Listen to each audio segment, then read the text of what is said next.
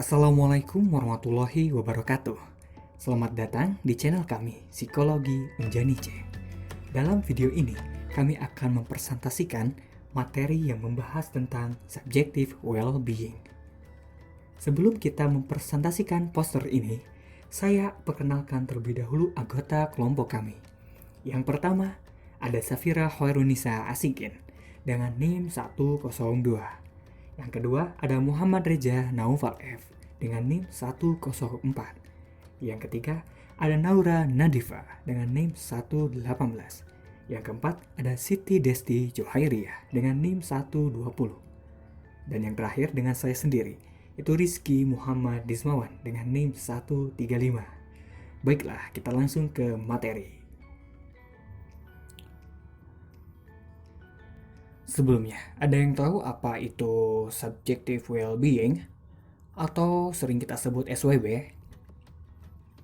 Oke, definisi pertama menurut Diener tahun 2000 mendefinisikan SWB sebagai kombinasi dari afek positif yang tinggi, afek negatif yang rendah, dan kepuasan hidup secara umum. Ketiga komponen ini saling berhubungan tetapi merupakan konstruk yang terpisah.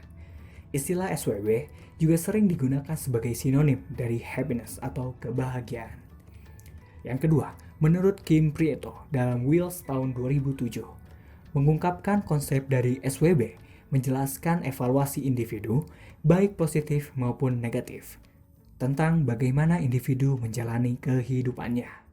Penilaian subjektif ini meliputi dimensi kognitif dan afektif. Individu mengukur SWB yang dirasakan dengan beberapa cara yang berbeda-beda. Selanjutnya adalah hasil riset.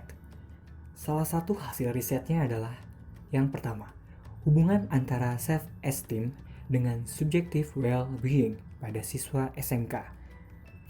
Hasil analisis data diketahui bahwa ada hubungan positif yang sangat signifikan antara self-esteem dengan subjective well-being pada siswa SMK, ditunjukkan dengan RxY sama dengan 0.727 dengan signifikansi sebesar P sama dengan 0.000 dalam kurung P kurang dari 0.001.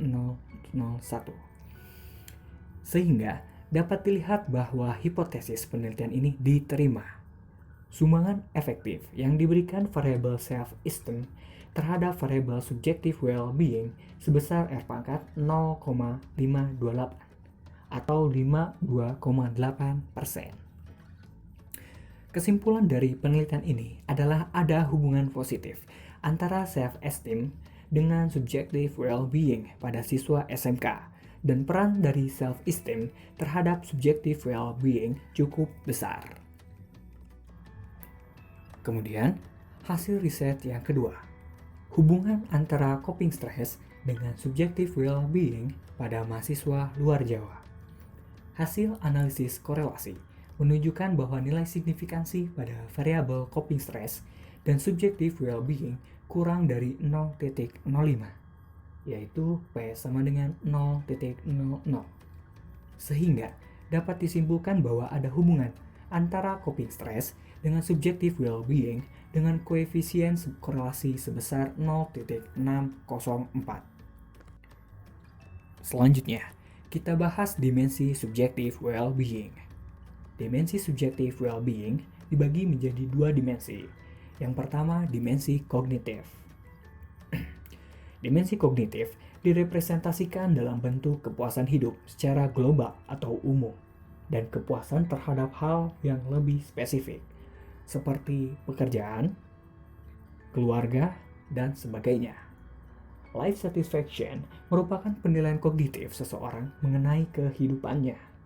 Ini merupakan perasaan cukup, damai, dan puas dari kesenjangan antara keinginan dan kebutuhan dengan pencapaian dan pemenuhan.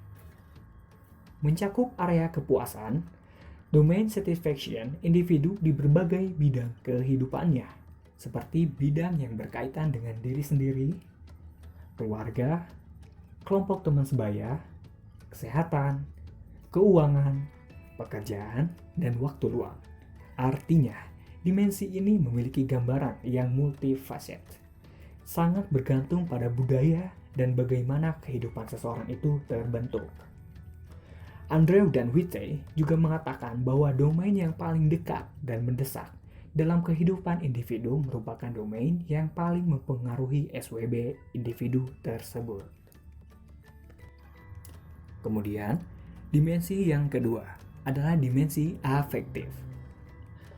Dimensi afektif merupakan perubahan neuropsikologikal yang sering dialami sebagai perasaan, mood, atau emosi, dan dapat diorganisasikan ke dalam bentuk paling tidak menjadi dua dimensi, yaitu valensi dan arousal.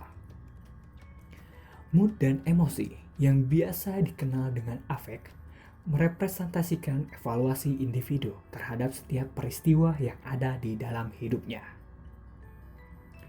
Watson dan Telegan menyatakan sebuah landasan model dua faktor yang biasa disebut dengan afek positif dan afek negatif. Baiklah, kita jelaskan satu persatu. Yang pertama, afek positif. Afek positif merupakan refleksi dari perasaan antusias, aktif, dan siaga. Afek positif yang tinggi berupa energi yang tinggi, konsentrasi penuh, dan pengalaman yang menyenangkan. Sebaliknya, afek positif yang rendah bercirikan kesedihan dan lesu. Cinder dan Lopez juga mengungkapkan afek positif meliputi antara lain simptom-simptom antusiasme, keceriaan, dan kebahagiaan hidup. Yang kedua, afek negatif. Afek negatif ini merupakan dimensi umum dari keadaan yang menyedihkan dan tidak menyenangkan, yang memunculkan berbagai macam mood yang tidak disukai, seperti marah, merasa bersalah, takut, dan tegang. Afek negatif yang rendah akan memunculkan rasa ketenangan dan ketentraman. Afek negatif merupakan kehadiran simptom yang menyatakan bahwa hidup tidak menyenangkan. Dimensi afektif menekankan pada pengalaman emosi yang menyenangkan, baik yang ada saat ini sering dialami oleh seseorang ataupun hanya berdasarkan penilaiannya. Keseimbangan tingkat afek merujuk kepada banyaknya perasaan positif yang dialami dibandingkan dengan perasaan negatif. Kepuasan hidup dan banyaknya afek positif dan negatif dapat saling berkaitan. Hal ini disebabkan oleh penilaian seseorang terhadap kegiatan-kegiatan yang dilakukan, masalah, dan kejadian-kejadian dalam hidupnya. Sekalipun kedua hal ini berkaitan, namun keduanya itu berbeda. Kepuasan hidup merupakan penilaian mengenai hidup seseorang secara menyeluruh. Sedangkan afek positif dan negatif terdiri dari reaksi-reaksi yang berkelanjutan terhadap kejadian-kejadian yang dialami. Ini adalah aspek SWB. Yang pertama, penerimaan diri. Penerimaan bukan berarti bersikap pasif atau pasrah. Akan tetapi, pemahaman yang jelas akan peristiwa yang terjadi sehingga individu dapat memberikan tanggapan secara efektif. Yang kedua, hubungan positif sesama. Diener dan Seligman menemukan bahwa hubungan sosial yang baik merupakan sesuatu yang diperlukan, tapi tidak cukup untuk membuat SWB seseorang tinggi. Artinya, hubungan sosial yang baik tidak membuat seseorang mempunyai SWB yang tinggi, namun seseorang dengan SWB yang tinggi mempunyai ciri-ciri berhubungan sosial yang baik. Yang ketiga, autotomi. Ciri utama dari seseorang individu yang memiliki autotomi yang baik antara lain dapat menentukan segala sesuatu seorang diri dan mandiri. Ia mampu mengambil keputusan tanpa tekanan dan campur tangan orang lain. Selain itu, orang tersebut memiliki ketahanan dalam menghadapi tekanan sosial, dapat mengatur tingkah laku dari dalam diri, serta dapat mengevaluasi diri dengan standar personal. Kemudian, penguasaan lingkungan. Seseorang yang baik dalam dimensi penguasaan lingkungan memiliki keyakinan dan kompetensi dalam mengatur lingkungan. Ia dapat mengendalikan berbagai aktivitas eksternal yang berada di lingkungannya, termasuk mengatur dan mengendalikan situasi kehidupan sehari-hari. Memanfaatkan kesempatan yang ada di lingkungannya, serta mampu memilih dan menciptakan lingkungan yang sesuai dengan kebutuhan dan nilai-nilai pribadi. Sebaliknya, Seseorang yang memiliki penguasaan lingkungan yang kurang baik akan mengalami kesulitan dalam mengatur situasi sehari-hari, merasa tidak mampu untuk mengubah atau meningkatkan kualitas lingkungan sekitarnya, kemudian kurang peka terhadap kesempatan yang ada di lingkungannya, dan kurang memiliki kontrol terhadap lingkungan. Yang kelima, tujuan hidup. Seseorang yang mempunyai komitmen dalam mengejar tujuan hidupnya, dia akan dapat memahami makna hidup dan mampu mengatasi masalah. Hal itu memiliki arti pada masa sekarang dan masa lalu dalam kehidupan. Sedangkan orang yang komitmen dalam hidupnya kurang, maka dia tidak akan mampu memaknai hidup. Dan yang terakhir adalah pertumbuhan pribadi. Pribadi yang mampu berfungsi sepenuhnya adalah pribadi yang mempunyai locus of control sebagai alat evaluasi, di mana seseorang tidak melihat orang lain untuk mendapatkan persetujuan, tetapi mengevaluasi diri dengan menggunakan standar pribadinya.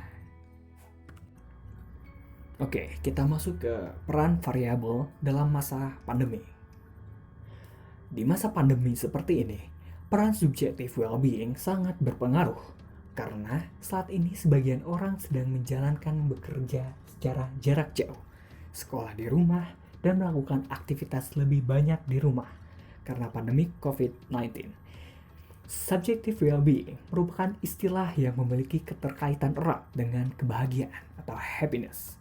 Subjective well-being juga dapat memberikan dampak yang positif bagi kehidupan seseorang. Banyak manfaat yang didapatkan apabila seseorang memiliki tingkat subjective well-being yang tinggi. Antara lain, manfaat untuk kesehatan salah satunya panjang umur serta produktif. Menurut Scriven dan Nelson, menyebutkan bahwa subjective well-being juga memiliki hubungan dengan individu yang memiliki tingkat stres yang tinggi, memiliki tingkat kebahagiaan yang rendah. Sedangkan individu yang memiliki tingkat stres rendah memiliki tingkat kebahagiaan yang tinggi. Maka dari itu, di masa pandemi ini, kita harus mengurangi stres agar memiliki tingkat kebahagiaan yang tinggi. Oke, yang terakhir adalah tips and trick. Yang pertama, dukungan sosial.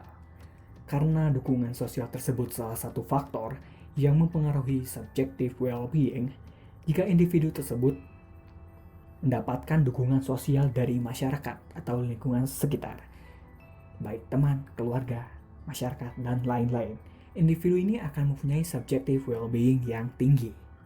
Kedua, kebersyukuran. Karena jika individu bersyukur, memberikan pengaruh yang signifikan terhadap subjective well-being-nya. Dan yang terakhir, self-esteem.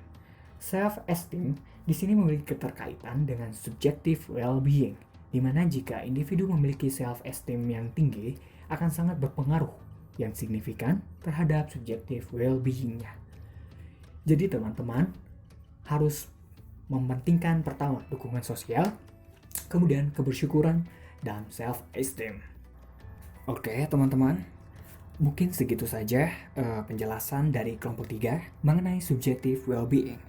Mohon maaf apabila ada kesalahan kata ataupun pengucapan. Apabila ada pertanyaan, silahkan tulis di kolom komentar. Terima kasih sekali lagi. Wassalamualaikum warahmatullahi wabarakatuh.